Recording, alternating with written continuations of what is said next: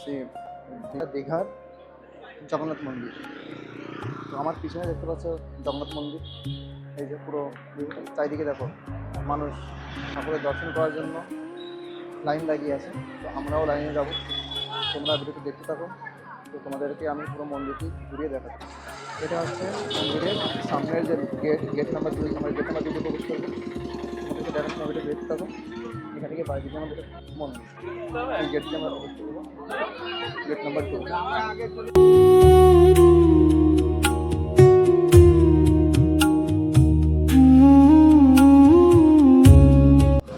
তো বন্ধুরা, মন্দিরটির নকশা থেকে বোঝা যায় মন্দিরটি উড়িষ্যার জগন্নাথ মন্দিরের আদলে তৈরি। পরিষ্কার পরিচ্ছন্ন পরিবেশ আর ভক্তদের ভিড় এই জায়গাটিকে আরো আকর্ষণীয় করে তোলে। তো ভিতরে ক্যামেরা এলাও নেই, সম্পূর্ণভাবে নিষিদ্ধ ছিল, তাই আমি বাইরে থেকে যতটা পারি তোমাদেরকে দেখানোর চেষ্টা করছি।